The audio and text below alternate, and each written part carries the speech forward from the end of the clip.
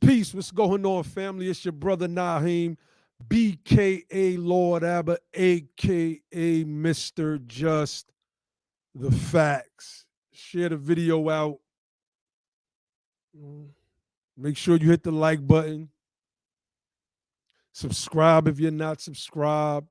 I'm not going to stay on long. I want to highlight some things. I didn't want the day to get by without speaking to the Rittenhouse verdict and other things that I've noticed in the media. Like the New York Times did an excellent expose of the Democrats. But remember that on December 2nd, we're doing the book club on John Brown.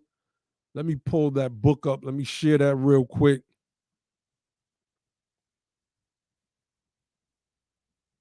Like I said, we are getting to the root of all of this stuff because we need to have a working knowledge of what happened to our people. Why are we still in what appears to be a perpetual sinking quicksand? And it seems like every last one of us are in that quicksand. And then we have children, and no matter what you do, they stumble into that same quicksand. We believe that this Freedmen thing of ours is one of the ways that we begin the process of pulling ourselves up out of this quicksand by our own hands this time. But in those times, it was people like John Brown that set this thing off. And if it wasn't for him, who knows where things would be today. So we want to honor this man for his bravery, but we also want to give another side of the Freedmen history that is not often shared when it comes to our people. You know, we hear about John Brown just as the abolitionist, but as the subheader of this book says, the man who killed slavery, sparked the Civil War, and seeded civil rights. That's a key term there, seeded civil rights. So make sure you get that book. And Be there on December 2nd because we're gonna have a conversation. A lot of what we see today, no, what would John Brown have done to that judge in Kenosha? Get the get a peek into the past at the type of actions that this man was taking insofar as abolishing slavery and oppression wherever our people were. And today we watch the Kenosha trial. Some people feel that he didn't kill no black people. So it is what it is. But and I understand that sentiment 1000%. But if you think about it, the Kenosha, Wisconsin uprising, I guess we can call it that, the protest was against another act of police brutality. And Charles Blow has noted in his book, and if you haven't read this book, we're going to keep telling you to get it. The Devil You Know outlines a strategy that, I'm going to talk about later, that we talk about every show. We try to beat this thing into people's heads. Kenosha, the police, man, I forgot the brother's name that fast, but they shot this man unarmed. They claimed that he was going for a weapon in his car. Some report said that there was a knife, or the man was trying to get in his car and leave. If I remember the story correctly, he was breaking up a fight between his current girlfriend and former girlfriend. Somebody correct me if I'm wrong on that. And the cops were called. And, these cops are jackbooted thugs, man. They just want to kill black people. That's the premise of white supremacy. The premise of it is black suppression. A report was done. I watched two separate reports. Don't be good with just writing people's names down. But one of them, it was this woman, this white woman. I think that may have been NBC or MSNBC. She was being interviewed about white supremacy organizations. In each of the documentaries that I watched, one was like a mini documentary. The other one was an interview of this particular woman who wrote this book that I can't recall at the moment. I guess I should have pulled all this stuff. Like I said, I didn't want the day to go by without anything being on the Be the Power platform about this Rittenhouse case and how we see it through our particular lens. So, during these documentaries and these interviews, it was noted, it was highlighted that at the center of all white supremacist ideology, at the center of all of these malicious ideologies, which were white supremacist ideologies, was hatred of black folks, particularly freedmen. Hatred of our people, hatred of us. Hatred of us. And peace to everybody in the building. I see y'all. Barn Dog D, Metro Customer. I see y'all in the building. So let me pull this up. Let me pull this up. This is an image that the judge refused. That judge that judge was a throwback, right? When we read The Bloody Shirt and Many Acts of Injustice, when you read The New Jim Crow by Michelle Alexander, she's touching on how the court system being, adjudicated on by, or adjudicated by, I should say, by white supremacists was always white supremacy, right? So this was one of the images that the judge would not allow in the court. And we see here Kyle Rittenhouse with the shirt on that says free as fuck. And he's throwing up the white supremacist sign. There's several images of him throwing up the white supremacist sign.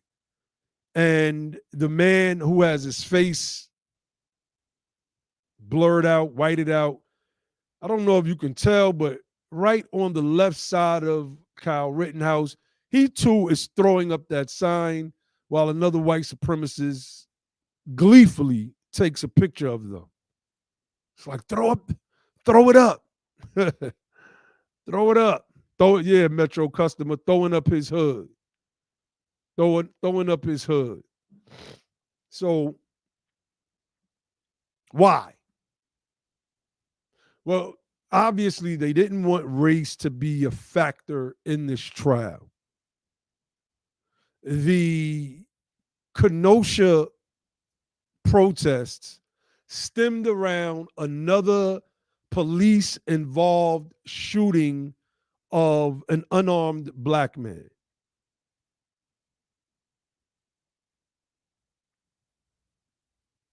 Its basis is racism. Let's close this out. What is, I wasn't shocked, I wasn't surprised, but how do we view it through our Be the Power lens? And I don't purport to speak for everybody on this particular topic because they could all come in and give their breakdowns, but we essentially agree upon the same things, right? When it comes to leaving these particular states and coming back south. So let's share Wisconsin's population. 5.822 million as of 2019. Roughly 6 million people is the total population of Wisconsin itself. So let's insert the word black, Kenosha black population. Let's see what comes up.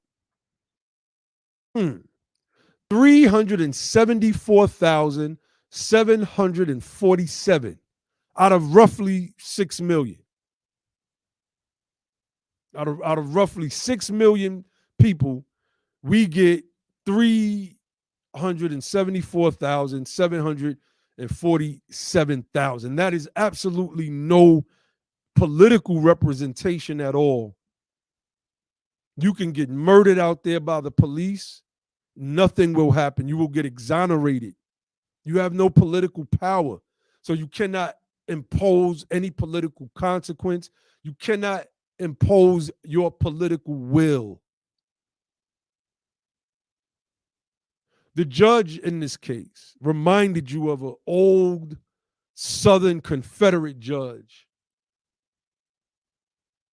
Everything he said was Confederate. And yet this is in the North. If you come from a city and state like I come from, New York City, New York State, then you've heard this type of dialogue in the courtrooms. Now, I'm not and would not dare say that these things are not happening in the South. They do happen. But you can see the tone of the judges in the judge, I should say, in the Arbery case, as opposed to this judge in this Rittenhouse case. I mean, I'm willing to bet, no, I can't say that, but I'd like to think that, peace, Brother Dre, I see you. I'd like to think that they went out and had beers and steak after each court session. That's the way it seemed to me. The mother was in the news, Kyle Rittenhouse's mother, defending the judge. I've never seen such a thing. I'm like, what's going on here? And I wanted to touch on that from that perspective, right? What are we doing in Wisconsin? That has to be the push factor. And in the South, we have to have a pull factor. We're doing our best from our platform.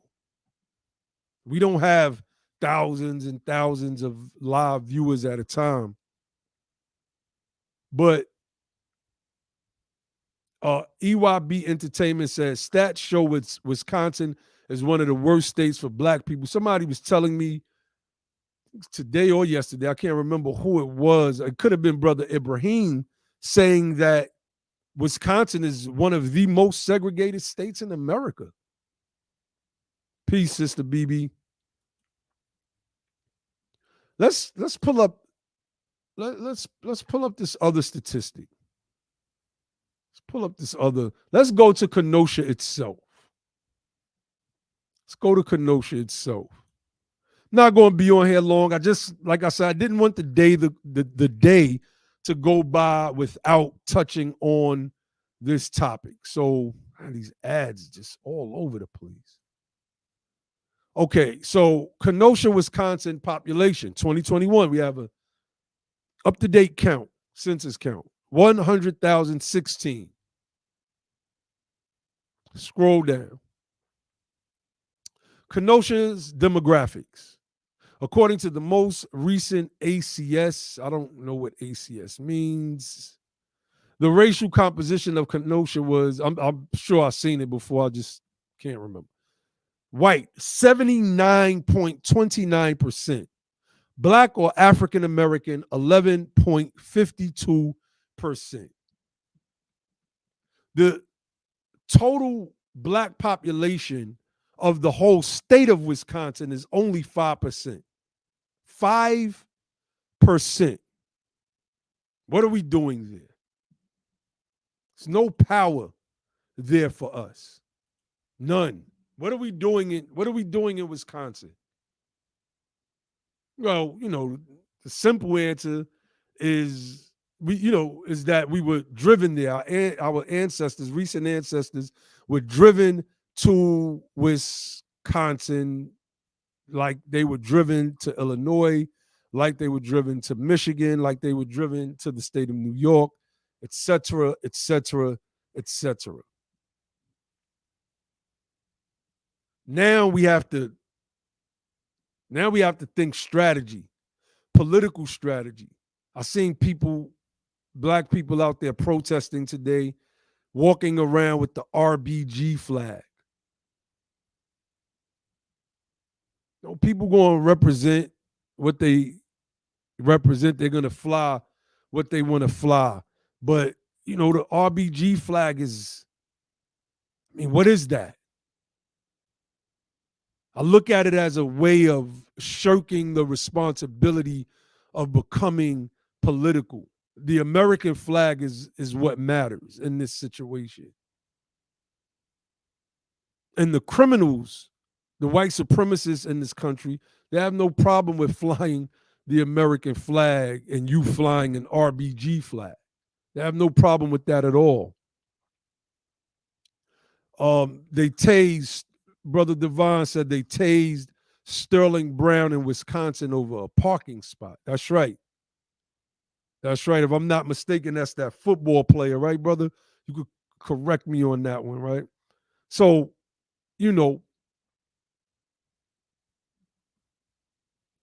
okay, so BB said that's the brother, Jacob Blake is his name, representing that flag. It's not a flag that gives us any power. It's not a flag that's indicative or representative of our plight or our fight here in the United States of America. We got to be real. What are we doing there? Leave Wisconsin to the cheeseheads. Come back down to Alabama and Mississippi, because I'm willing to bet that most of the people, the freedmen in Wisconsin, are from Alabama and Mississippi. Come back down there. See, that's the perspective that I wanted to give on this Rittenhouse case. It's the loop of white supremacy over and over and over and over again. The judge dismissed the most critical charge, that this underage teenage kid had an AR. It was either AR-15 or AK-47. One of them. I think it was an AR-15. Cross state lines, which should be a federal crime, right? The DOJ should be jumping all over this. I don't know. Somebody correct me if I'm wrong. I could be wrong. Could be wrong.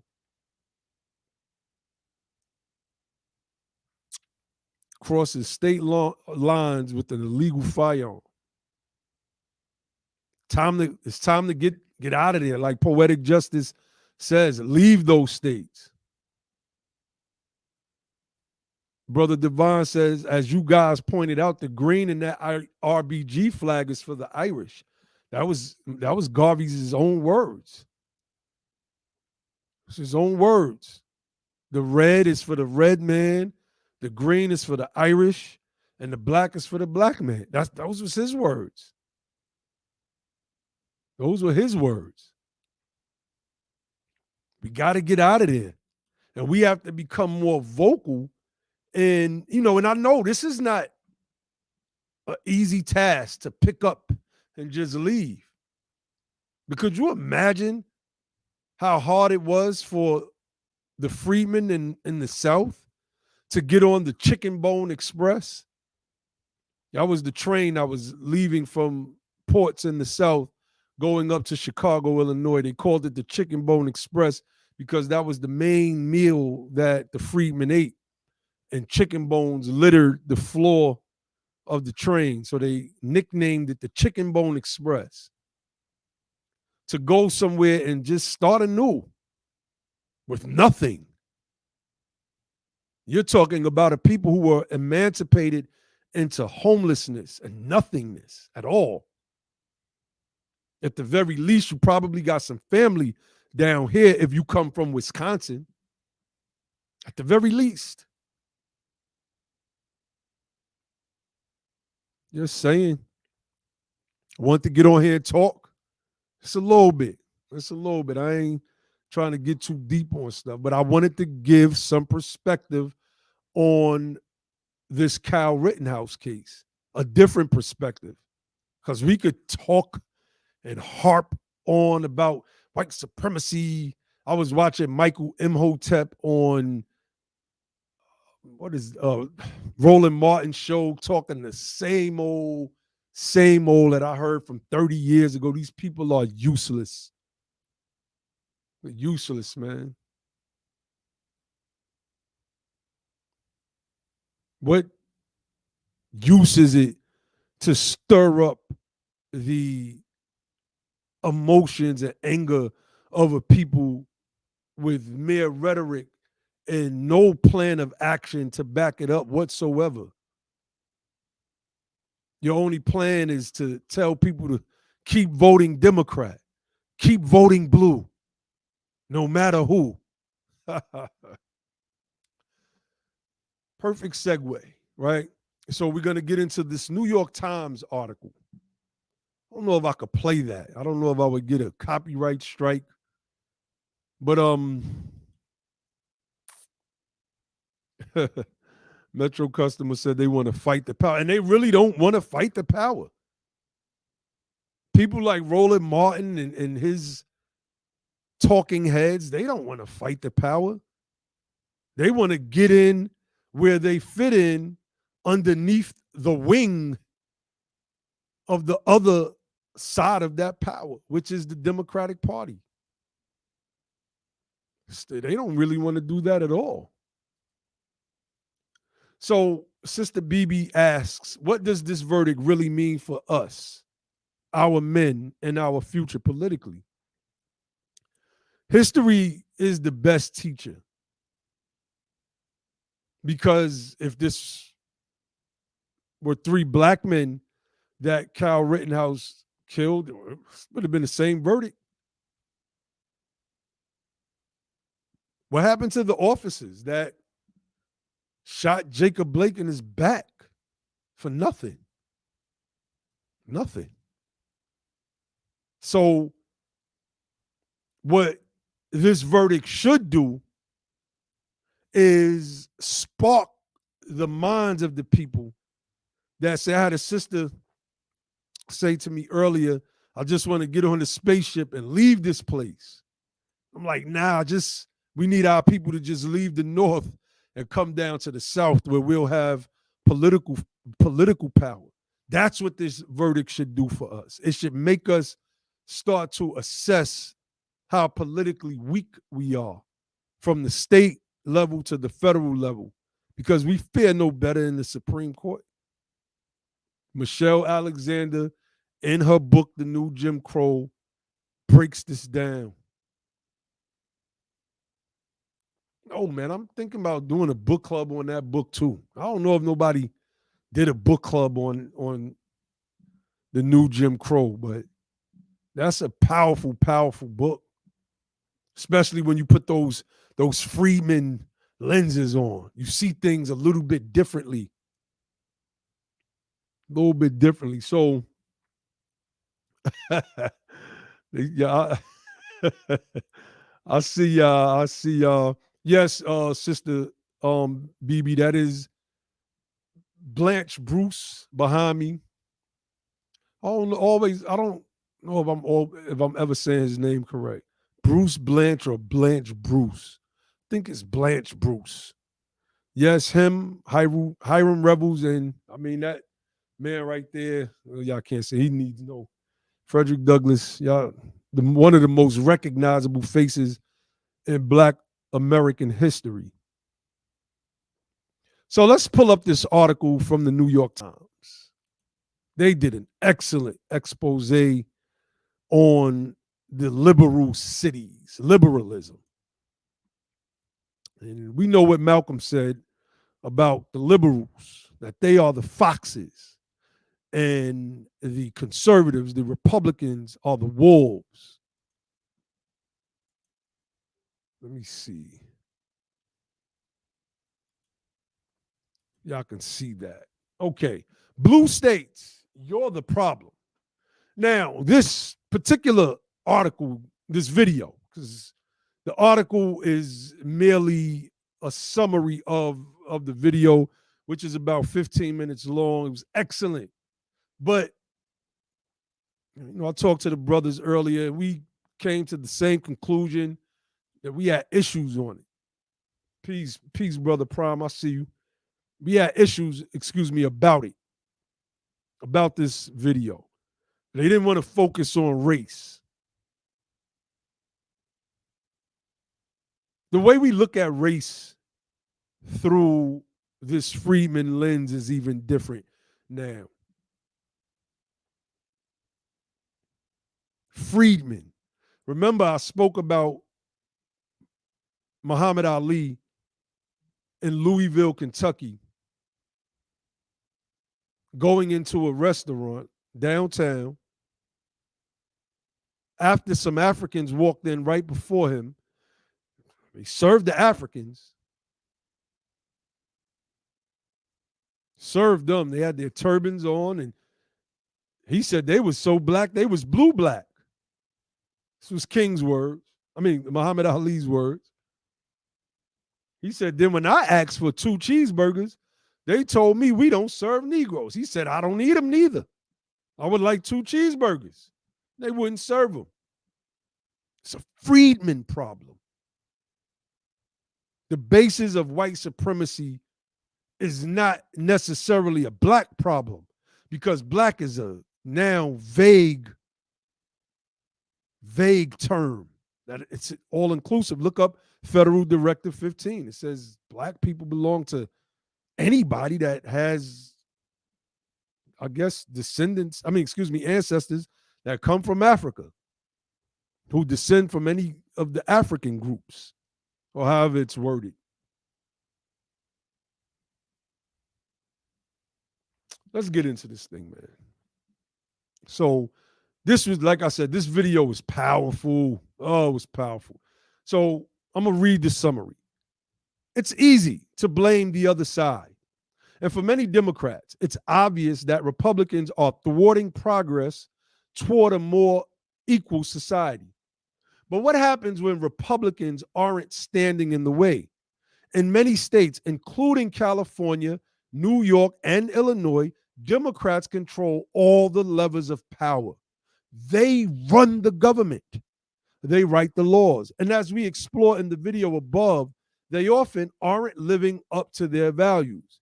In key respects, many blue states are actually doing worse than red states. It is in the blue states where affordable housing is often hardest to find. There are some of the most acute disparities in education funding, and economic inequality is increasing most quickly. That's what it says. They went in the video. Instead of asking, what's the matter with Kansas? Democrats need to spend more time pondering what's the matter with California. And that's the summary of this video. I don't know if I played some of this, would it give me a copyright strike? But oh man, I'm gonna put this link in the chat. This was powerful. This was a powerful breakdown. And I want anybody to ever confuse, and I think on Be the Power, we've made ourselves abundantly clear since our, coming onto this platform as Be the Power, that we view the Democrats and the Republicans the same way Malcolm viewed them, as wolves and foxes. One to bite you with a smile and the other bite you with a growl. Let me see, can I play this? There's a question I've had for a very long time, and it has to do with this map. This is a map of the 18 states in the US where Democrats control the legislative and executive branches, or else have some veto-proof majority in the legislature. Democrats in DC often blame the GOP for foiling their progressive vision. When middle-class families see their taxes go up, they'll know Republicans are to blame. But if you zoom into these 18 states, there's effectively no Republicans standing in the way. So my question is, what do Democrats actually do when they have all the power? To answer this question, I teamed up with the Times editorial board writer, Binya Applebaum. Okay, you got my attention. He's been thinking about and writing books about and reporting I'm not going to play on this whole thing, but I want to play a little bit of it. And I don't, it just keeps for decades. I think, Americans tend to view politics as a competition of us versus them. And they tend to think that if they would just get out of the way, then we can do the things that we want to do. There is no them standing in the way. There's just the we of Democrats and their supporters, and they get to decide what policy should look like in those states. And that is an opportunity for them to implement their vision. For this story, I also delved into this giant document. It is the 2020 Democratic Party platform. If you want to really understand what Democrats say they want, what their vision is for America, it's found inside of this document. This document serves as a guide as we zoom into these states to answer this question. What do Democrats really do when they have all the power? Nearly 554,000 homeless people from the 25 wealthiest Americans shows they're paying little in income taxes compared to their fortunes, sometimes nothing at all. We cannot, in good faith, blame the Republican Party when House Democrats have a majority. There's still very intense segregation happening in all kinds of forms all over this country. Okay, so let's start with California. To me, California is like the quintessential liberal state. From the state legislature to the whole executive branch to most of the big cities, Dems hold majority control. So what do they do with all this power? Looking at California, you have to look at housing.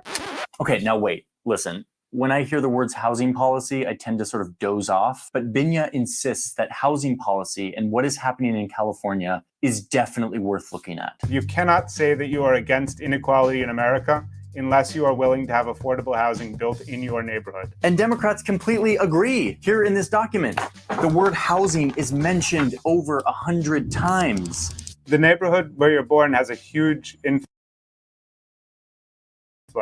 on the rest of your life. Children who are born in neighborhoods with degraded environmental conditions, with a lack of access to high quality public services, poor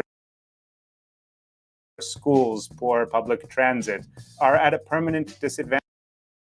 And they even say verbatim, housing in America should be stable, accessible, safe, healthy, energy efficient, and above all, affordable. Housing is a human right. Housing is a human right. The rent is going through the roof. Housing is a human right. How does California do when it comes to housing? You know where those signs are when you drive into a state, it says, "Welcome to California." They might as well replace them with signs that say, "Keep out." Because in California, the cost of housing is so high that for many people, it's simply unaffordable. The state has simply, for the most part, stopped building housing. I mean, there are cranes, there's housing going up, but it has slowed down over time really, really sharply. And it is nowhere near sufficient to keep pace with California's population. And so what you have is not enough housing and too many people trying to get it. And the inevitable result is that prices have gone up and away. The median price of a home in San Diego County is now a staggering $830,000. All around California, there are cities full of people who say that they are progressive, they're liberals. They believe in a more equal America, a more diverse America. They show up to the marches, they put in the lawn signs about everyone being equal, but at the same time, they're actively fighting to keep their neighborhoods looking like this. Okay, wait, but that doesn't look so bad. It's just a bunch of houses in a neighborhood, right? No, it turns out that this is actually the result of specific policies, intentional policies that keeps these neighborhoods spread out and full of single-family homes, as opposed to higher density buildings like duplexes or apartment complexes.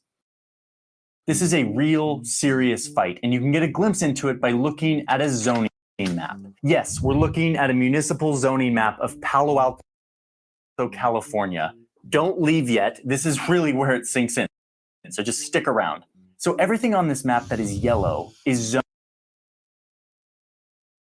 zoned for single-family homes, like this and this. One family can live here. But here in Palo Alto, there are a lot of new jobs. This is a desirable place to live for new opportunities. Over the past 8 years, the San Francisco area has added 676,000 jobs, but only 176,000 housing units. So a few years ago, the city council voted to change the zoning of one section of the city right here. Specifically this 2-acre plot of land. They wanted to change it from low density housing to higher density housing so that they could build a 60-unit affordable housing complex for elderly members of the community. Okay, so they changed the zoning. Start building the 60-unit complex. No, the overwhelmingly liberal residents of Palo Alto decided to hold a vote to overturn the decision, to revert it back to low-density, single-family housing, back to yellow. And it passed. And the zoning was overturned. So now when you go to this plot of land, instead of an affordable housing complex for the elderly, what you're gonna see is this. A row of just a few houses, all of them massive and worth around $5 million each. I think people aren't living their values. You go to these meetings in these neighborhoods where they're talking about a new housing project, and it's always the same song. And it goes like this.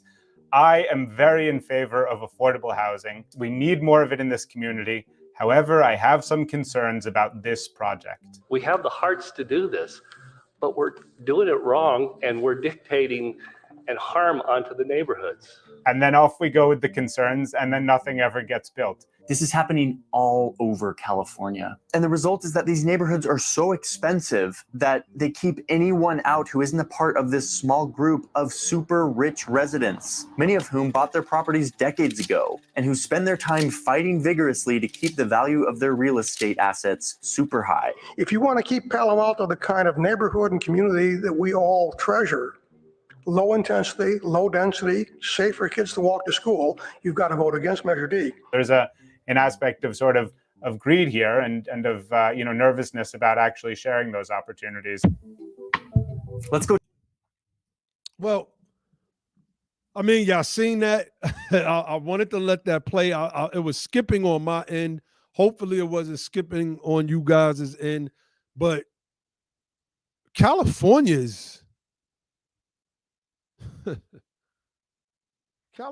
and New York are bookends in the freedmen plight and struggle. And well, first let me say this. In no way because we're exposing the Dems, that we're giving the Republicans a pass, right? Let me hold on. Let's do this.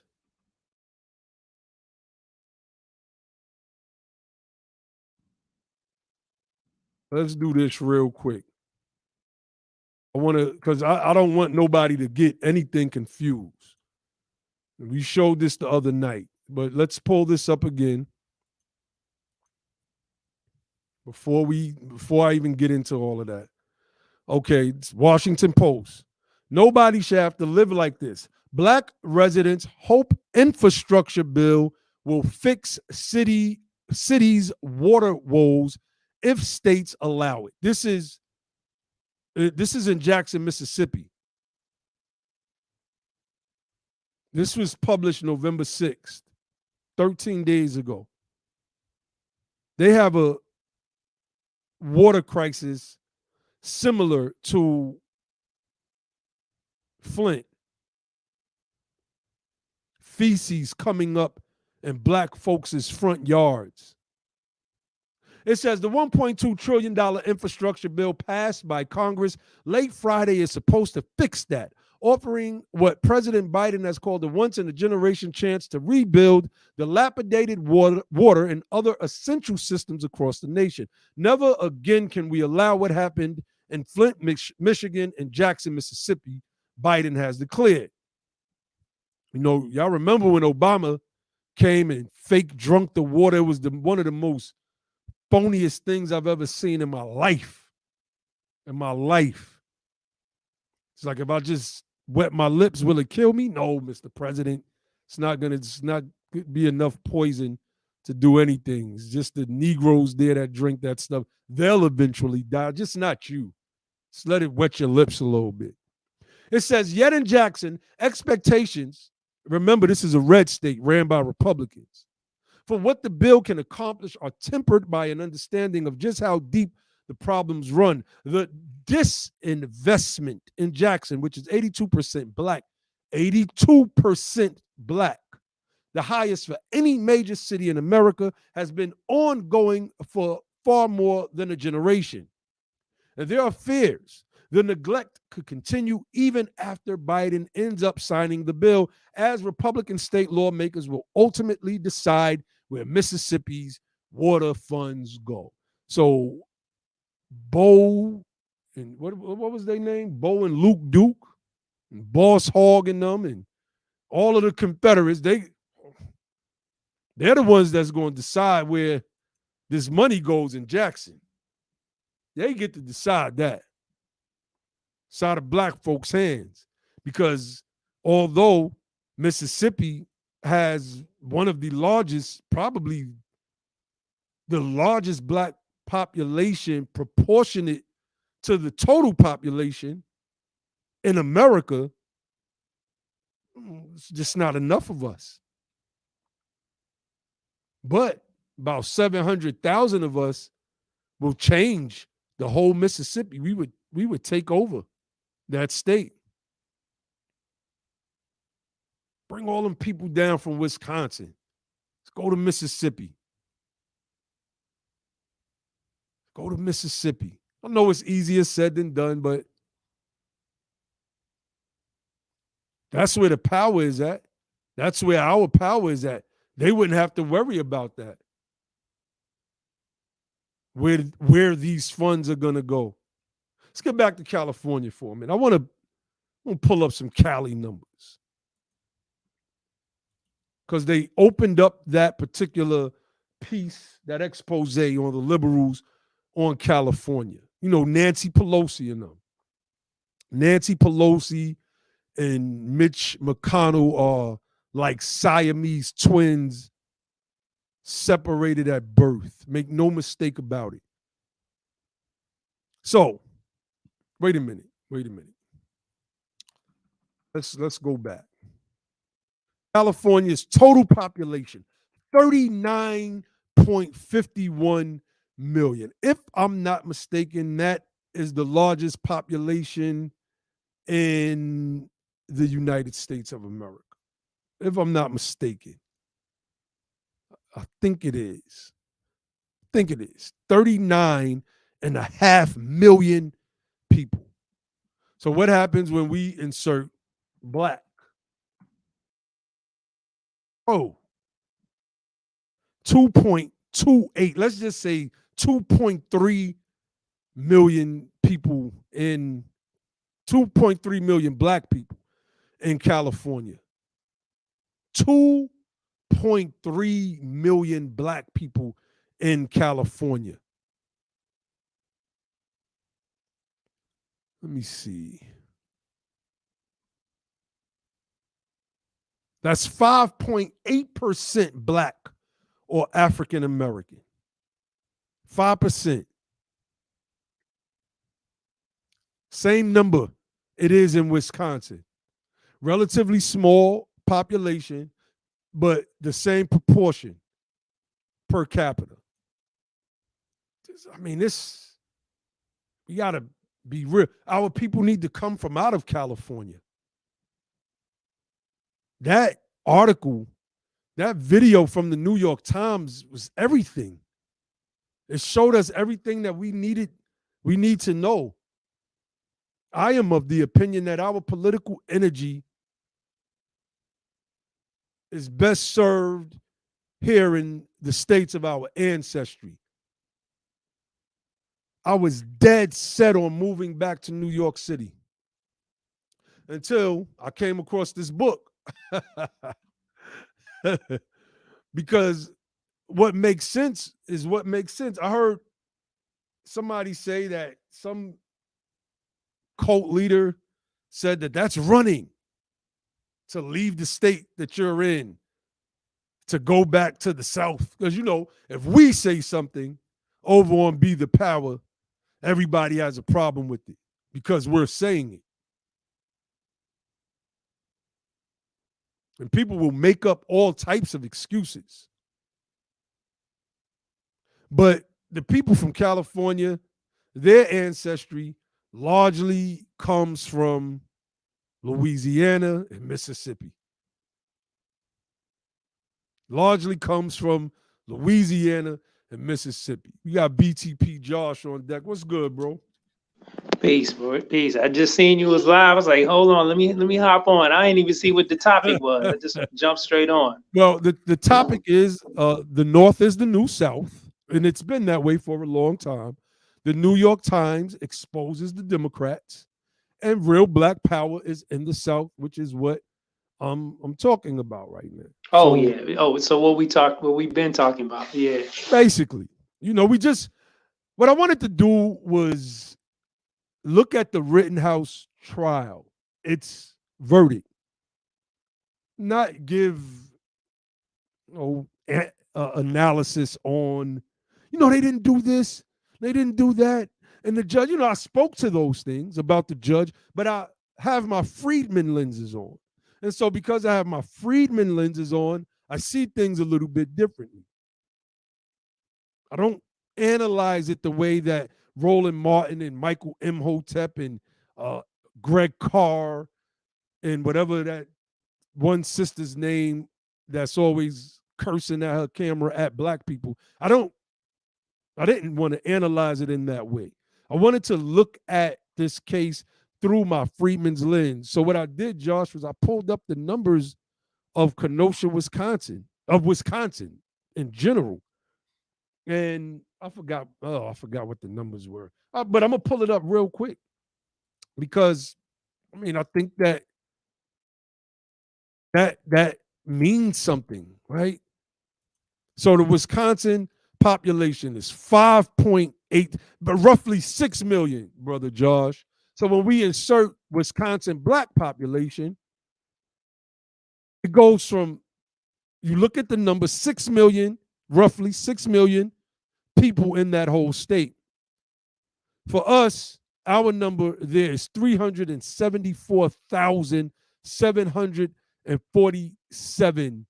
So that's not far. It's 6.7% of the population. I was just showing California as being 5.6. Out of 39.5 million people in California, only 2 million black people are there. 2 million. I got family. I went to a funeral several years ago, maybe like 2017 or 18, and it was in Detroit, and I met a lot of family members that I never even had met before or even knew of, and several of them lived in Kenosha, and I'm just thinking like, dang, black folks live over there. But it's a lot of black folks, I guess, is kind of like sectioned off into that area. And I'm sure a lot of y'all heard about the segregation levels and the just large levels of racism, and especially like housing segregation, or the disparity of like home ownership, the disparity and how separated it is in Wisconsin. Like if you look at it towards housing, it's like one of the most separated or segregated places in America. It's like, damn, did the civil rights movement even happen? Where it's supposed to open up? No, it's all for naught in a lot of them places. That's right. And it's a shame because, all right, you said 370,000. That's In more than Wisconsin. half of what we need to get control of Mississippi. That's right. Just in That's Wisconsin. right. Y'all ain't doing nothing over there. You can't do nothing over there. You can't do nothing. You can't do nothing, brother You Josh. get no power. None, zero. Leave them people. Leave them in that cold, frozen tundra. Come back to the South where your families are, where it's nice. It was just like 70-something degrees yesterday. Yo, it's so 61. painful even to watch the Green Bay Packers home games at the end of the season when the field look like it got that frost on it. When people get tackled, I'm like, yo, my bones would be broken, my skin would be cracked up. I can't even watch the football game. It's so cold. Yeah. You hurt watching it. Leave that place. Come on, man. There's nothing there. We take control over the state. We could bring a professional football team to Mississippi and Alabama that we control and that we own, because we control the business there. We control the politics there. That's black power in the South, family. That's black power in the South. If we want it. If we want it. Like I said, this platform, is not large. It's not a large platform like other platforms. And everybody should be echoing this message on their platforms. If you're serious about political power, don't think about the fact that, Charles Blow, he wrote the book. I don't agree with a majority of anything Charles Blow says or stands for. But when he wrote this book, he did his thing. If that's what's stopping you, then forget Charles Blow. Listen to BTP. What you gonna say about us? That we get up here and we capping, or we have some type of ulterior motive other than to see our people finally reach the top? You can't say that.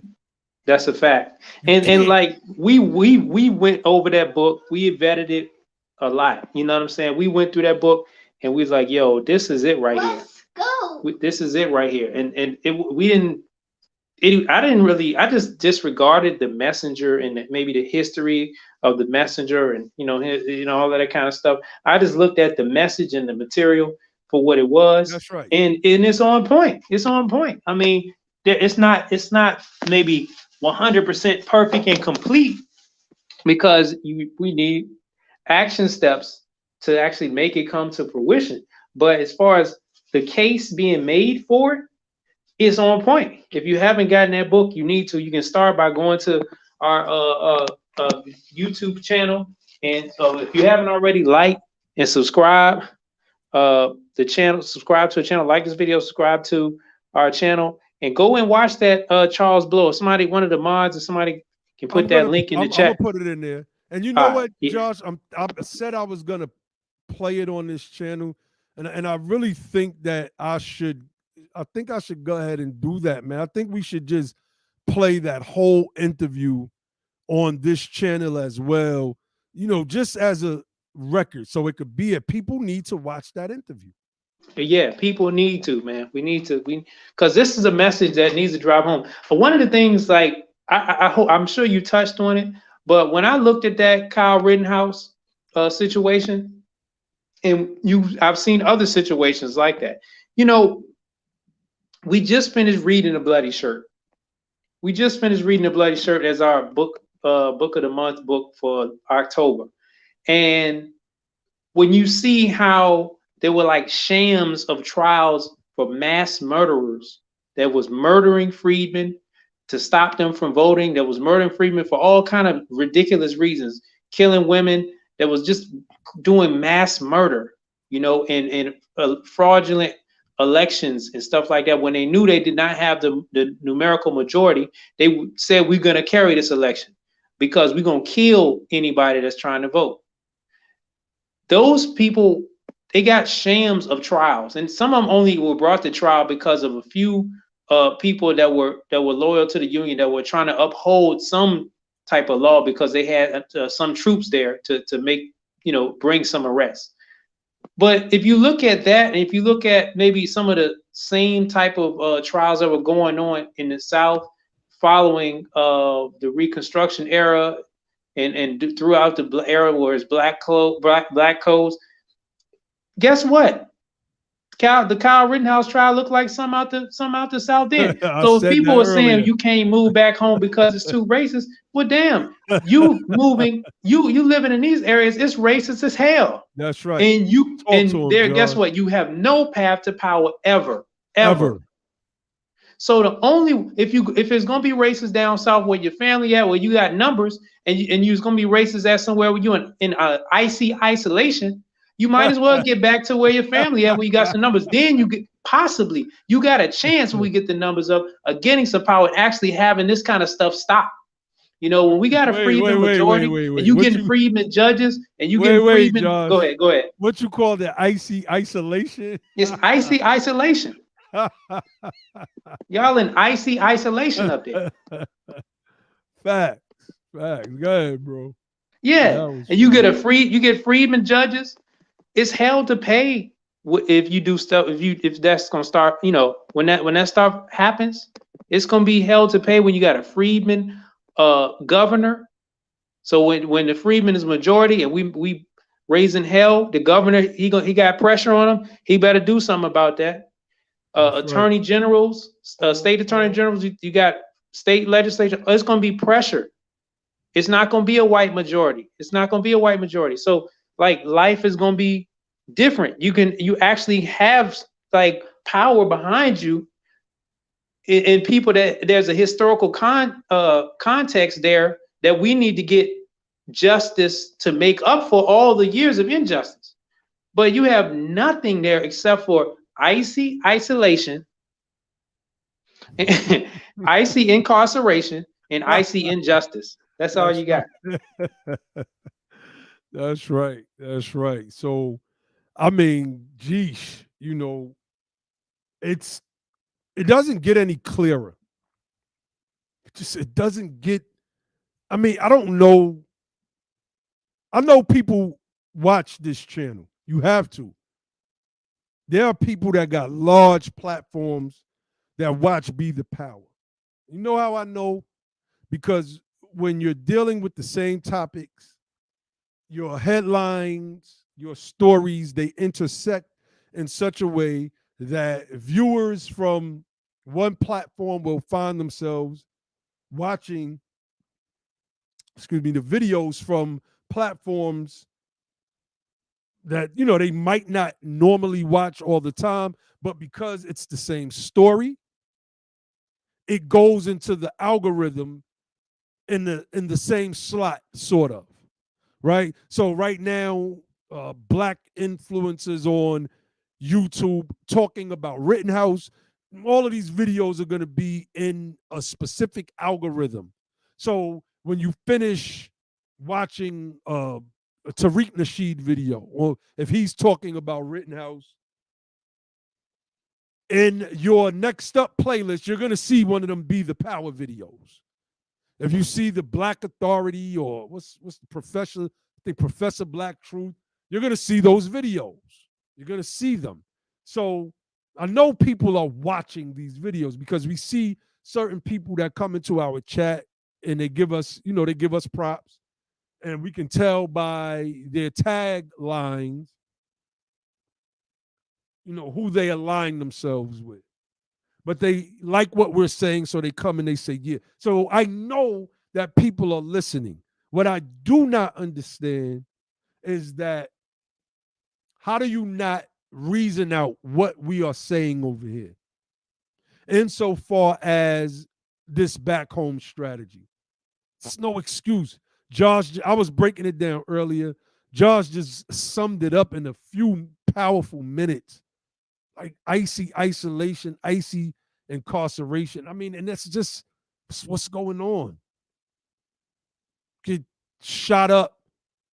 Jacob Blake gets shot up, which caused the events in Kenosha in the first place. I mean, come on. Ain't that something, man? The protest happens, and people wilding.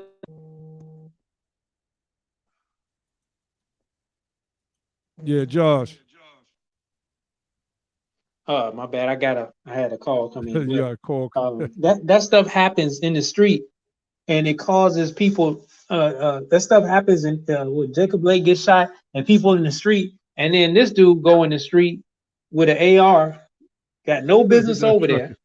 That's right. Oh, let me hop off and hop back on. My sound messed up. All right. No, I could hear him, but he probably couldn't hear me.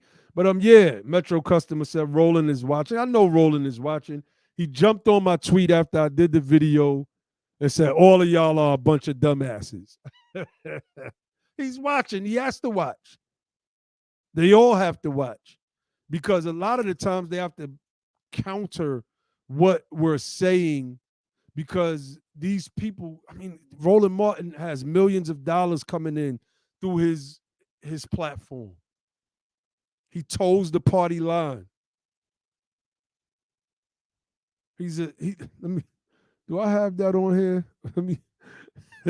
Let me see do I have that on here? Nah, damn. I don't have that clip isolated of Roland dancing, but all of these people toe the party line, right? Look, let's y'all see us play this clip all the time. Let's play it. So he did immigration, obviously stopping this stupid wall that they're building. Yeah. He dealt with the Muslim ban, getting rid of the Muslim ban. He dealt with making sure that I think 11 million people will become citizens. So he's doing things, right? But with black folks, you can't just sign something to say stop killing black people. It's not that simple. But you notice, right? And I never touch on this when I play that clip. Nori says you got to do something. She ignores that question. She acts like she doesn't hear it. She keeps talking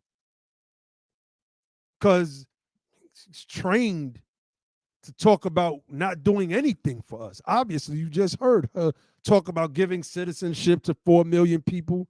She doesn't know that immigration hurts black men. She doesn't know that. She's not getting the proper education.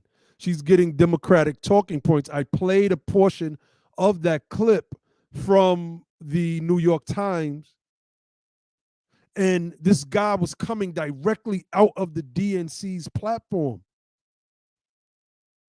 And you heard those talking points. Remember, Sinclair Broadcasting gave a script to all of its local affiliates. And somebody compiled all of the videos of all of these different local channels all across the United States of America. It was like an eerie scene out of some movie from the 80s or 90s where all of these people were verbatim saying the same exact things. And this is what the Democrats are doing. Two wings of the same corrupt bird. And at the end of the day, we have to know that we're grooming our own eagle. We're grooming our own eagle over here. Straight up.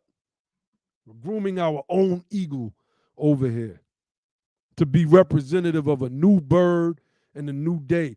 America could well be on the verge of a civil war. It is what it is. This thing seems depressing. Rittenhouse didn't even kill black people, but black people they're upset about this thing because they watched a familiar pattern of white supremacy. Just get away with this stuff. The Central Park Five.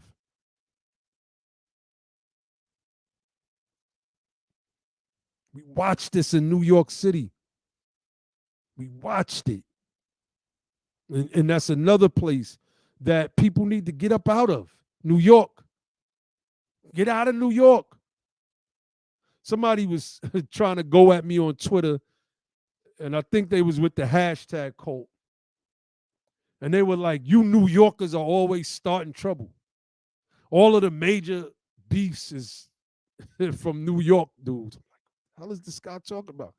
It's like it's two New York people on this panel, somebody from Virginia on this panel, somebody from Chicago on this panel with contributions from somebody from Louisiana on this panel and Indiana. I mean, peace, Sister Roz. I'm like, the hell? What is this person talking about? And I told the person, you sound like one of those Confederates telling the Northerners that they're carpetbaggers, etc. I can't remember what I said. But, I basically told him he sounded like one of those racists from the South, those Confederates back in the days. And that's exactly what he sounded like to me. It's like, what is this guy talking about? Right now on Clubhouse. Let me pull. I want you to come in, Josh. Hold on. On Clubhouse, there are 3 rooms going on. Well, it's 2 now. The first room has 1.9 thousand listeners. It's Twitter has spaces. They bit Clubhouse.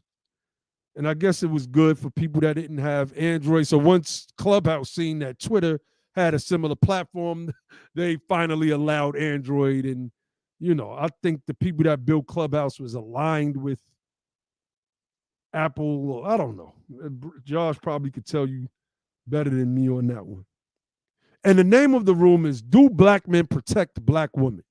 And the sister that's leading this room is on her page. It says a lesbian, right? And then most of the women up here are immigrants. I was just going through their profiles earlier, just cracking up laughing. Then there were other rooms getting at these people. So the other room is Black men are not our enemy at all. We got to talk about this stuff. We might not get in depth here tonight, but you have this sister, this black sister, I don't even know if she's an immigrant, who on her profile says that she's a lesbian, doing a room called Do Black Men Protect Black Women, which forced several other rooms to pop up, like the room that I'm looking at right now. Black men are not our enemy. This one has 405 plus people in that room. Let me see who's moderating this. I think there's a sister that's moderating this. There's a sister, okay. And her I am picked is in her title because, any sister that promotes black men, other sisters call them a pick-me. You're a pick-me. A pick-me? The hell does... One day we're gonna have the gender wars conversation up here as well, and I'll get to like really go in on my thinking and my framing and why, I went so hard on this topic and why I had to. But I'm glad that these rooms are going on in one sense. In the other sense, it's horrible. We should be speaking about strategizing. Somebody shouldn't have a room trying to disrespect black men. Ross said, I am a pick-me like the Afro comb. That's what I'm talking about. Peace, Ali Dawood L. Shout out to everybody that's in the chat. Peace, Miss Battle. Who else in here that I didn't get? I think I got everybody in here. Brother Devon is in the building. So I wanted to bring that up too. That was a part of what I wanted to touch on tonight. Yeah. It's a shame that it's a lot of it's almost like we get tired, we get fatigued from the same message. So we gotta have something else, And I want to say this is it's funny you mentioned that title of that clubhouse room. That's the same exact, and you had Tamika Mallory on. That's the same exact thing that my son had gone live with last year, year before, was it last year before last, when you went on this, got on his live? That was the same exact topic. Well, remember, he was on Nick Cannon's podcast, and he said that, and I went on his thread and I went in on him. So I guess he didn't know who I was. He thought I was just one of those regular dudes. He's trying to, who is the Lord Abba? Trying to play with my name. I was like, all right, see this dude trying to play me. And I went on there and I smoked that dude. Smoked him. Yeah, but my thing was like, these are, just like a lot of the talking points that she raises come from things that are like agreeable or approved talking points from the Democrat Party to market to black folks. So, in particular, Freedmen. So, to me, these are like tools of distraction. These are tools of deferment, I should say, to just have you, or to have you gravitate towards, to have black women gravitate towards the Democratic Party or be more solidified in the Democratic Party, which is a shame. And I want to say another thing too. Like, it's a Democratic administration now, so it's going to be a lot of criticism directed at Democrats for not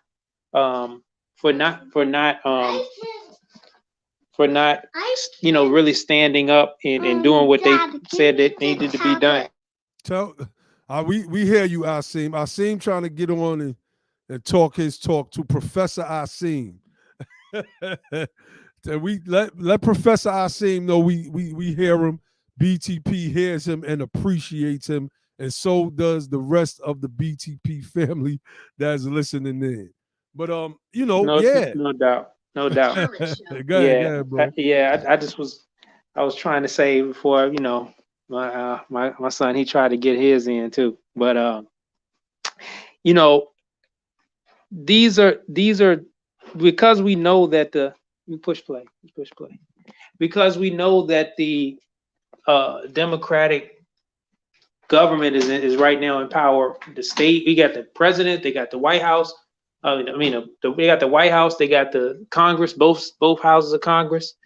And so when we're trying to figure out why is nothing being done, it's going right at them. When we're trying to look at the policy and seeing, well, damn, these policies actually leave us out. You didn't promise all kind of stuff. But when we elect you into office, and then we look at these budgets, we look at these resource allocations, and it's actually a fraction of what you said, what you had on the table. Or when it comes to what you have to compromise on to cut out, what is going to benefit us the most is the first thing that gets cut out and compromised. I was looking at, I think the transportation budget Pete Buttigieg, what is his name? Booty eggs. Oh yeah. Is it? I can't remember. Booty eggs. Booty judge. Okay, yeah. Something like that. Something like that. So yeah, but I saw like his budget, it was supposed to be something that was, and it's weird because even when they try to say it's supposed to be something that's supposed to help us, we look at it like that look like gentrification to me. But even then it was only like they only got 5% of the money that they were trying to get. So that got compromised all 95% of the way out. So, and it, all right, with all that said, now it's a natural anger and like, well, forget the Democrats. We just need, but we got to be non-binary. You know what I mean? We got to be non-binary. Right. What I mean by non-binary, you can't be Democrat or Republican. Like, that's not good. So just because Democrats, you pissed off, don't mean, oh, well, let's hop on with Republicans. You got to be non-binary. You got to be on how you do that is we need to have our own party. Now, how do you do that? You can have your own party with 5% of the population in the state. What are you gonna do? That's right. You can't do nothing. You can't. What you gonna do? What my man say? What you gonna do? What you gonna do? Get out of there. Get out of there. That's get out of there. Get out of there.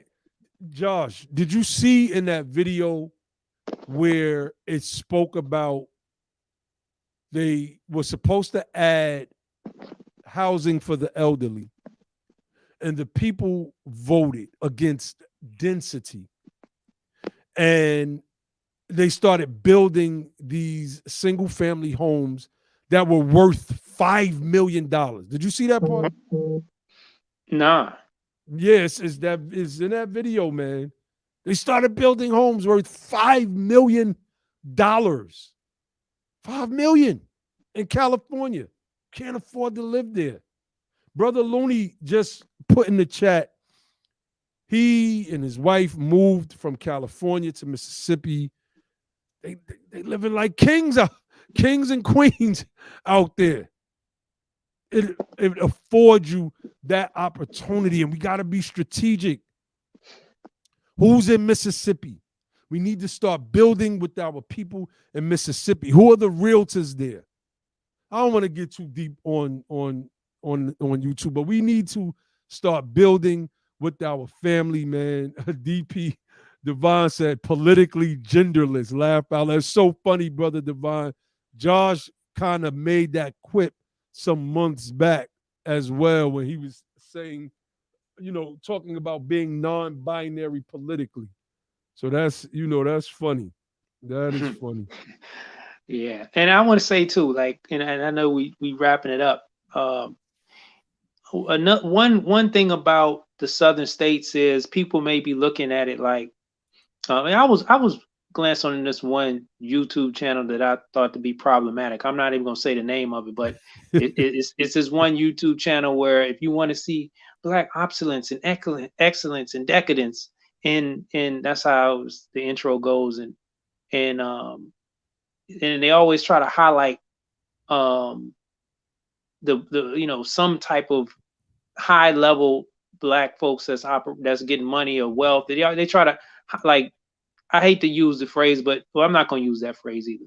They're just trying to. It's pretty much like the Jeffersons and the Fresh Prince and the Cosby. That kind of thinking and narcissism in the Black community. They got a whole lot of followers and subscribers. And I was just looking in the chat because they had one video that came out and said the top 10 cities that Black folks are leaving and are moving to.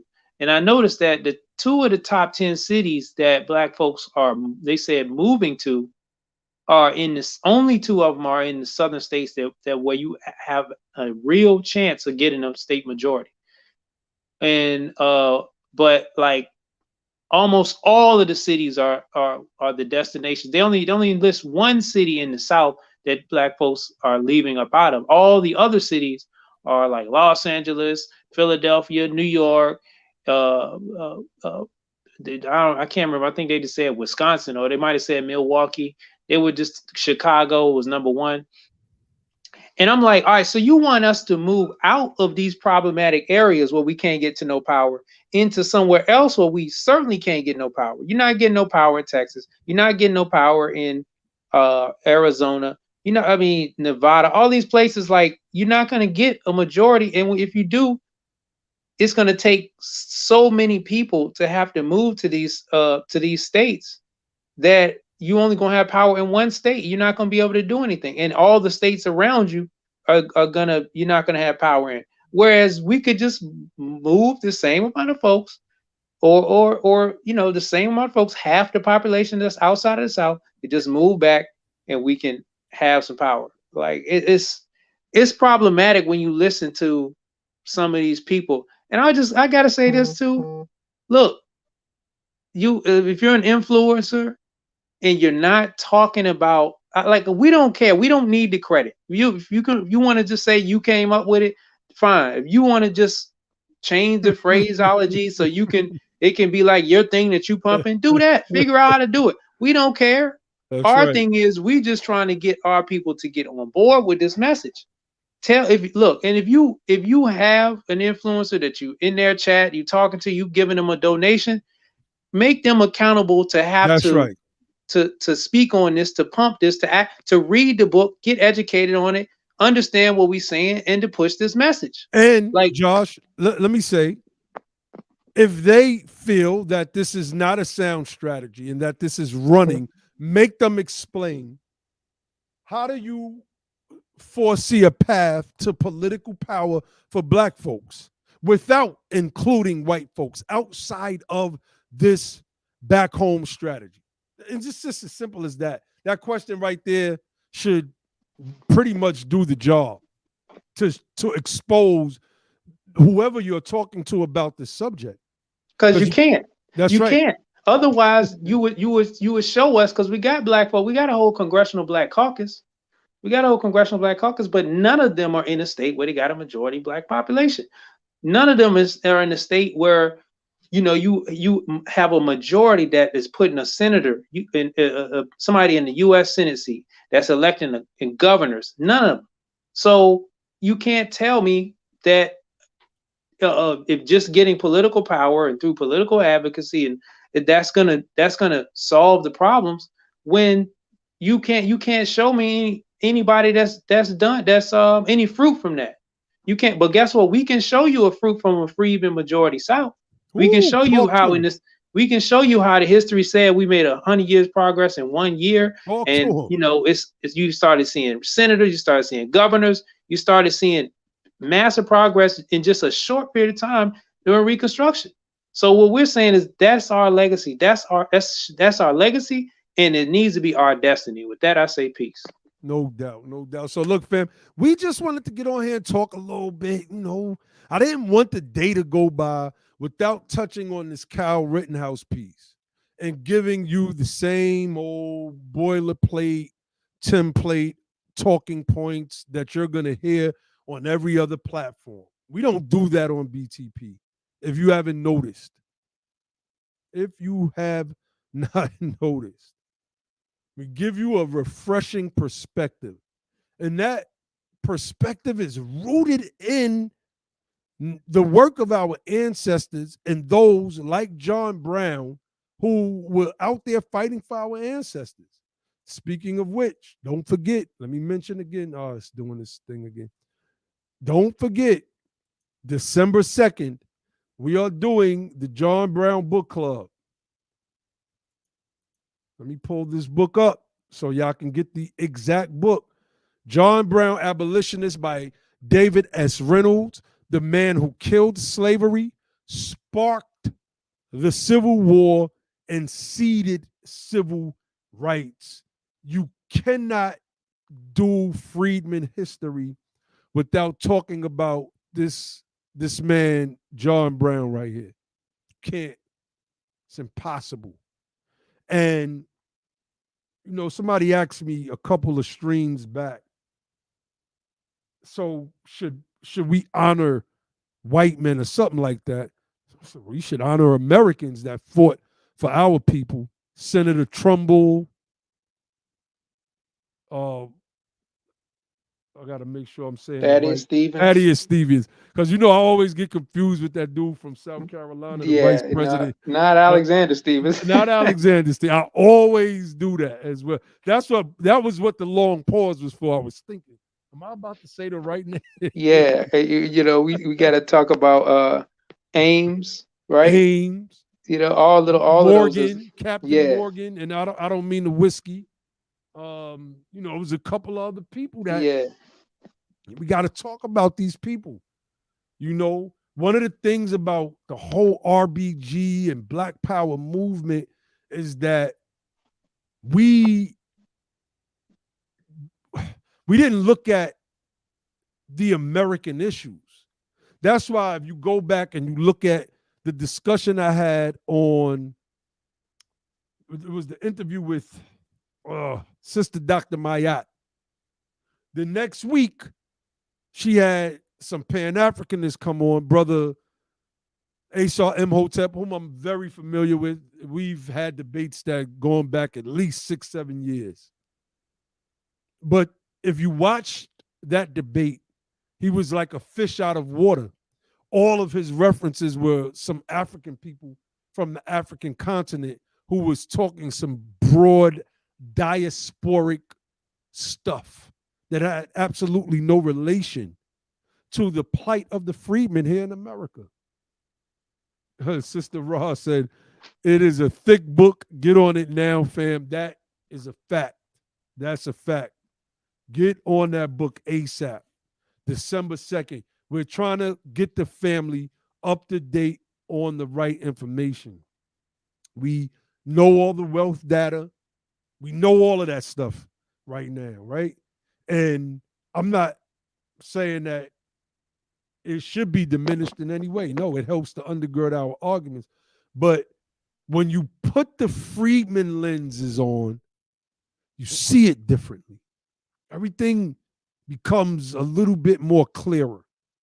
Everything becomes a little bit more clearer.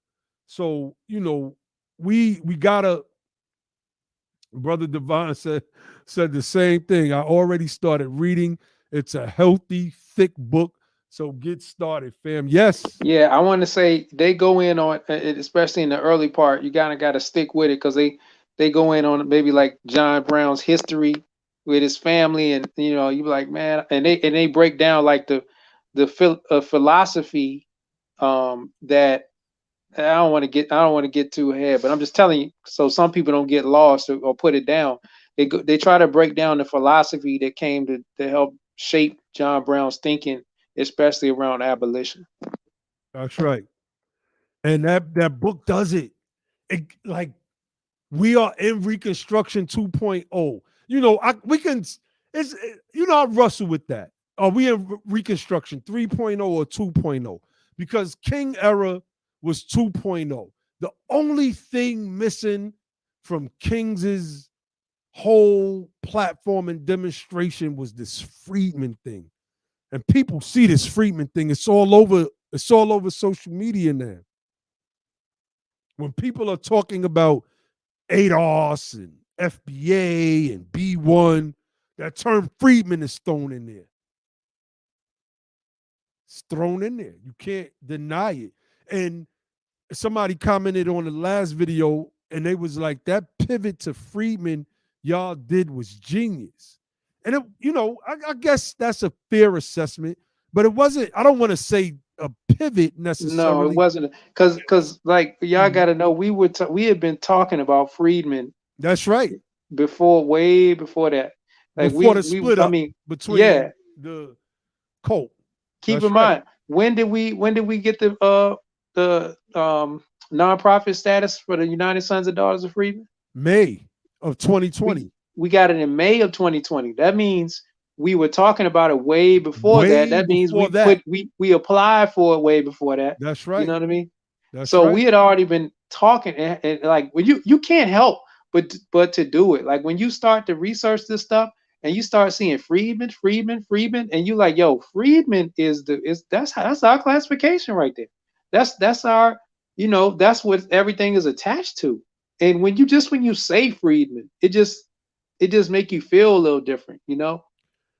This guy in the chat, man, United States Atlantic Creole Nationalist Party. I just got tired saying all of that.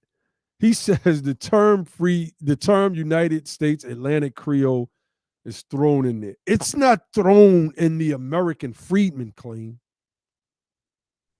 I've never seen that before. I've never seen that before I saw your YouTube channel name, bro. If you're saying that the United States Atlantic Creole, what does that mean?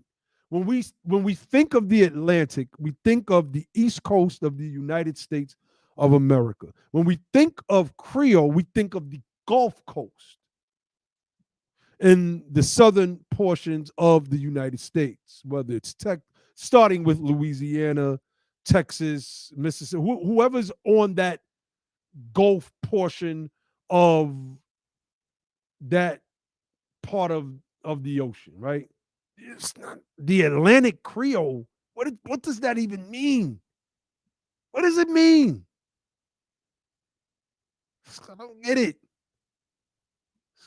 Yeah, I mean, we got people with all kind of like, you know, ideas, you know, that of what they think needs to happen and what, you know, names that they want to try to bring attention to. And, you know, all right, I understand that. But at the end of the day, when you look at all the records, I haven't seen that. I've never seen that.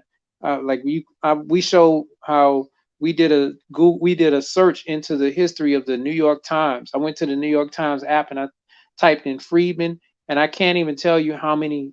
I think it was several million. Oh God, it was almost. I mean, it was long. You're gonna if you keep scrolling forever, you probably gonna like run out of. You're gonna lose fingers or something because all the skin gonna be off your finger if you keep scrolling. That's how long it goes into the Freedmen history. That's just in the New York Times. That's not talking about in the government archives, but that's not talking about any other news publication. That's just in the New York Times. So, I mean, the precedent is there. We don't need to keep beating that. We do need to keep beating that drum. We're gonna keep beating that drum until y'all get it. But you know, if you got whatever organization you're trying to push, all right, cool. But that doesn't mean anything over here. You know, with the larger point, like you need to understand, we are pushing for people to come to the South. So if you're down there and you got some type of program for uplifted, look, you need to be helping to promote for our people to move back down there and for our people to have, you know, to be able to build and work together to make the end goals a reality. Your pull factor can't be the Atlantic Creole. I mean, whatever is. And then Brother Devon looked it up. He said Europeans are included in that term. So obviously it does mean something. I'm just confused by Atlantic Creole. So look, BTP Livecast at gmail.com or Freedmen at usadof.org, Atlantic Creole person. Just send us the stuff. I'm betting that your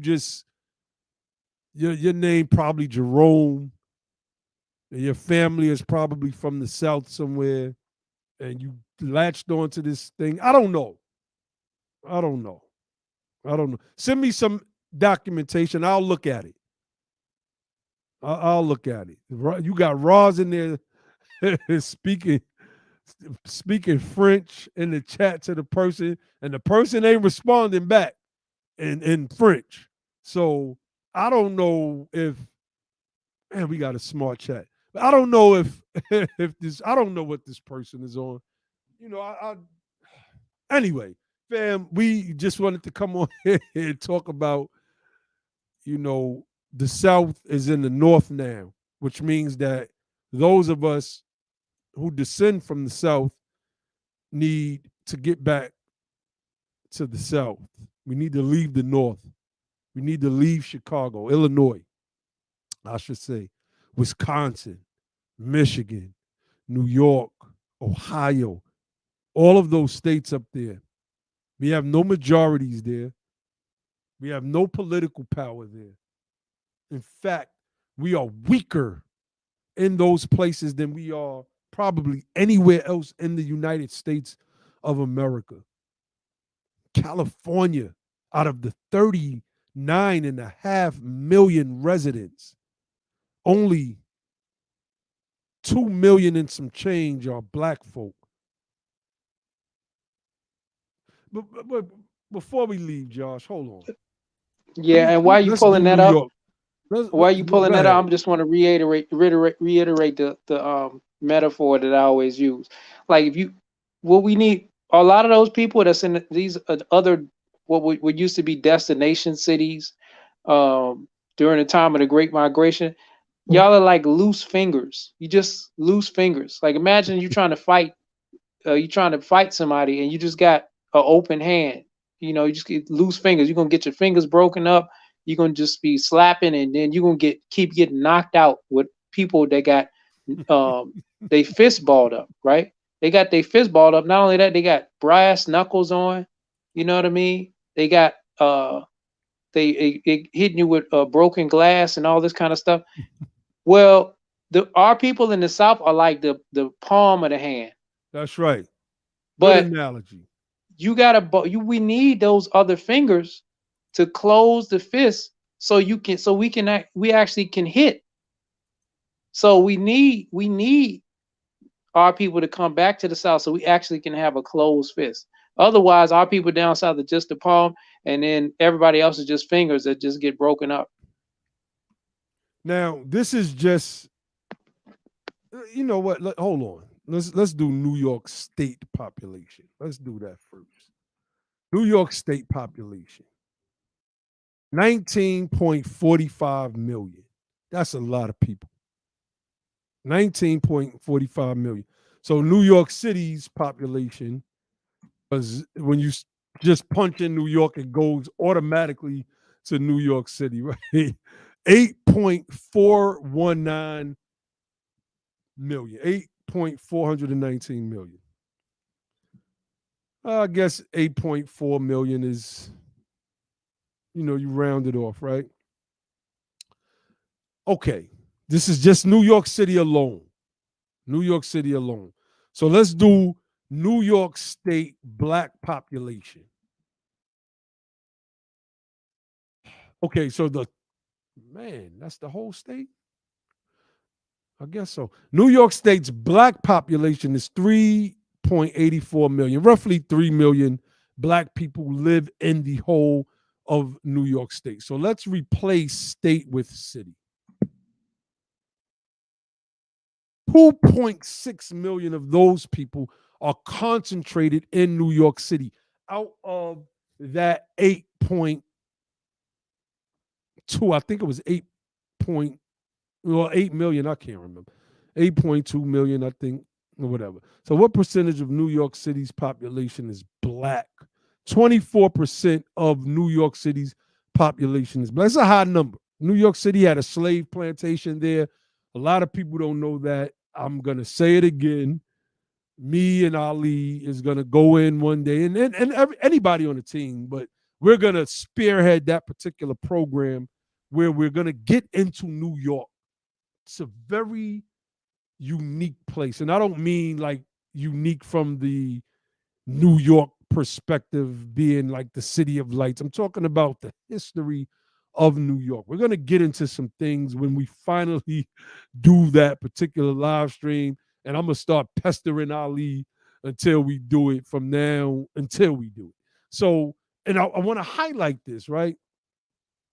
We have no power there. At 24%, right? African American, well, black or African American, 24.31%. No, that's not power. The white population there is 42.73%. Other races, 14.75%. Think about, I'm willing to bet that the demographic that outside of white that voted for Trump in New York City alone, just the city, is probably on par with the amount who voted with Trump nationally. it's not necessarily Trump. It's the whole Republican Party, the platform and what they stand for. We gotta break this stuff down. One of these days we will. I'm gonna make one more announcement before we get off air. Be the Power, in conjunction with the United Sons and Daughters of Freedmen, are looking for grant writers, graphic designers, journalists, people that are into politics. We're trying to expand this thing. Okay, so Abdi, I gotta address this. Let's read this. Abdi Warsami said, I like the strategy, but these non-FBA / Freedmen are coming south too. The Jamaican LG, I don't know what LG means, of Virginia. Lieutenant Governor. Oh, Lieutenant Governor of Virginia Yeah, she's problematic. That's the one that was like, well, America can't be racist. They elected Barack Obama and Kamala Harris and me. So America can't be racist. That's the one that said Nixon was a homeboy, right? Yeah. Okay, yeah. I didn't know she was Jamaican. Wow. Yeah. The Jamaican LG of Virginia will be the iceberg for non-free. See, when you could control the narrative, it changes the dynamic. It's all it's about. That Jamaican lieutenant governor is going off of a controlled narrative that is spread by the right wing. The left has their controlled narrative, especially when it comes to our people, and it's benign neglect. One party is saying there's no racism. The other party is saying all races are included. And the rising tide should lift all boats, not just all black people's boats. Either way, we're still sinking with this anchor on our necks. When you control the narrative, however, and you keep people grounded. I was talking to this brother at work yesterday, a Haitian brother, about our plight as freedmen and how he, as a Haitian, doesn't share in that plight. I said, I in no way diminish what you've gone through on that island because I'm familiar with matter of fact, a lot of the history of Haiti. And when I got finished breaking it down to him, he said, man, in no way should I be allowed to be a part of you guys' justice. I said, but you can still support. He said, that's right. I said, and I told him prior that I support CARICOM's push for reparations. I said, I've always have, because I've known about CARICOM for years.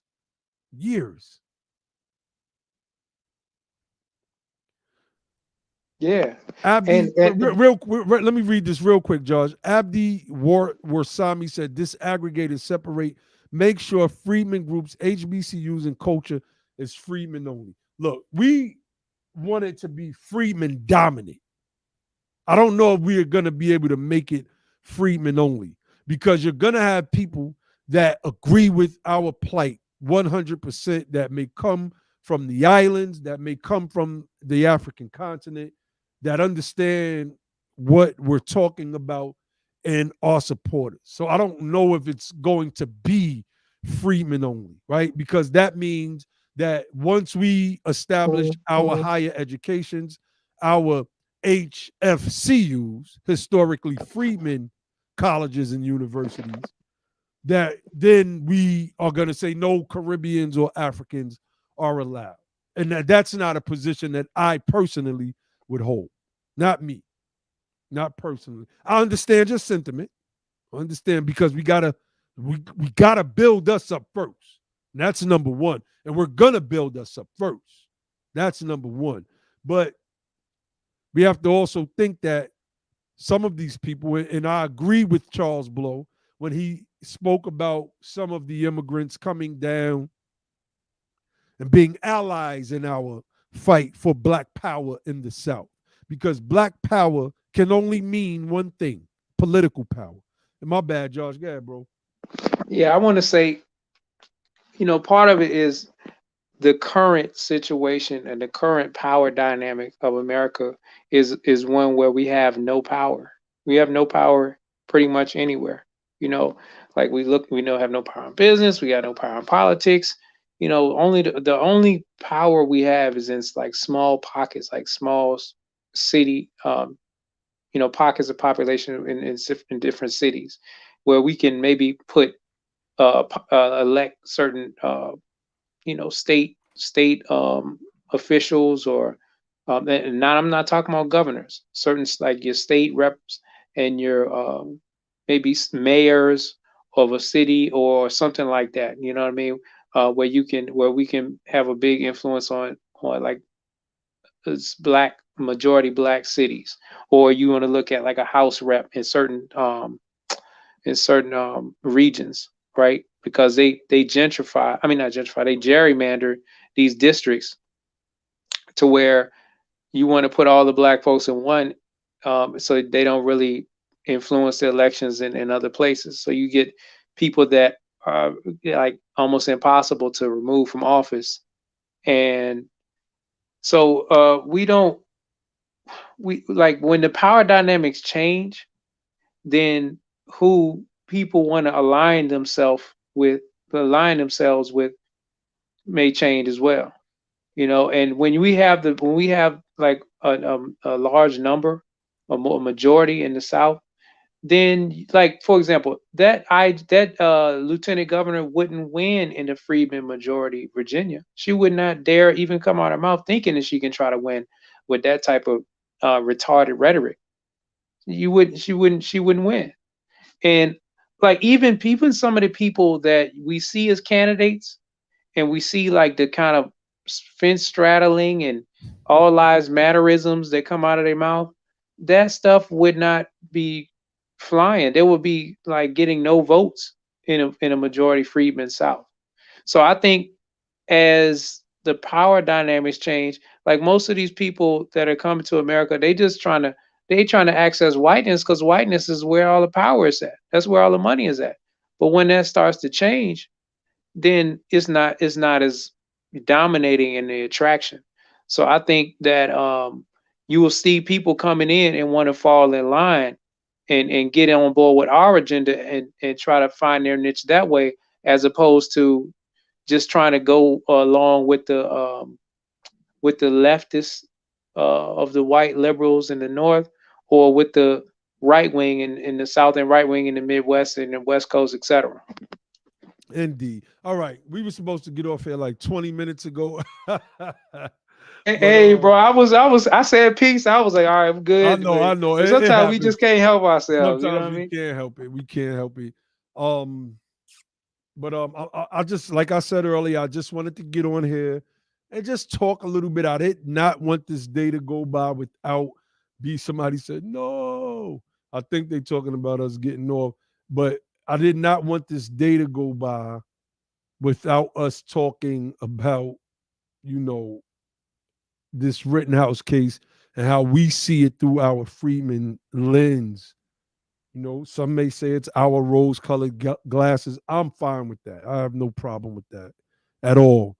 So, Yeah, I just want to reiterate lastly, because Harry Morgan in the chat says as Garfield said, in order for us to have power, we need to establish the third party in the political. Oh yeah, I just talked about that. Okay, you can have a third party, but you already, let's say New York, you're 24% of the population in New York. That's right. In the state of New York. If 100% of black folks left the Democrats, left the Republicans, and went to this new party, you still would not be able to elect anybody you still would not be able to elect the governor. You would still not be able to elect the senator. You still would not be able to have any type of state power. So it doesn't matter if you form your own party. It's not about the party.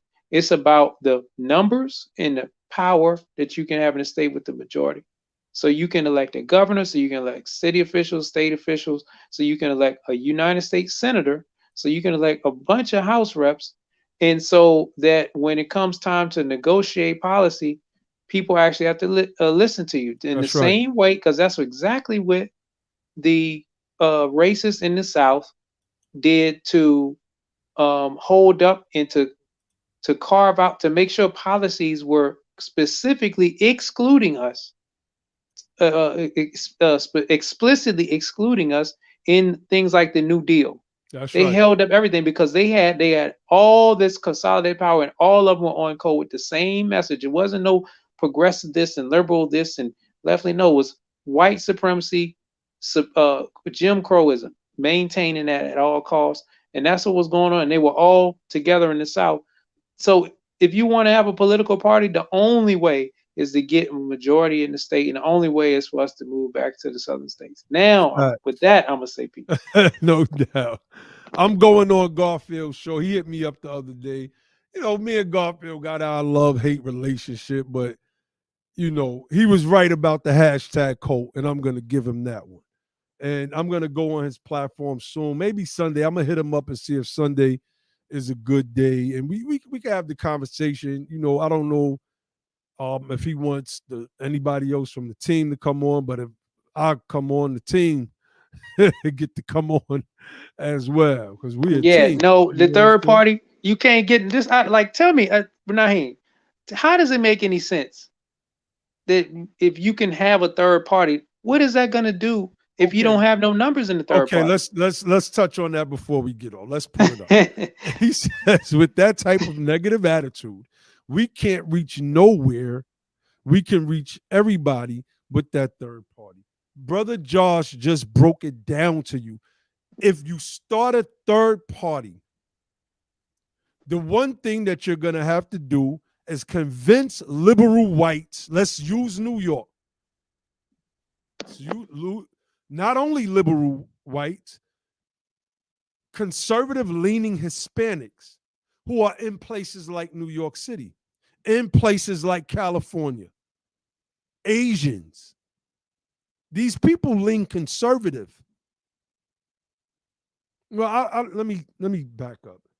They don't largely lean conservative, but you're going to get 20 to 30% of them who follow and vote for the conservative platform and candidates. Having the party means nothing if you don't have the numbers concentrated in one place.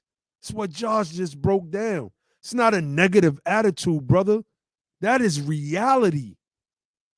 And I hope Garfield is listening. If you're cool with Garfield, be sure to cue up this portion of the video, send it to him so he could be prepared for when myself and if any of the brothers want to come on as well, so that we could have this conversation. He might tell you, damn, well, Brother Lord Abbott and Josh makes sense. What the hell? President Obama did it. What did President Obama do? All right, you're not serious, man. You're not serious.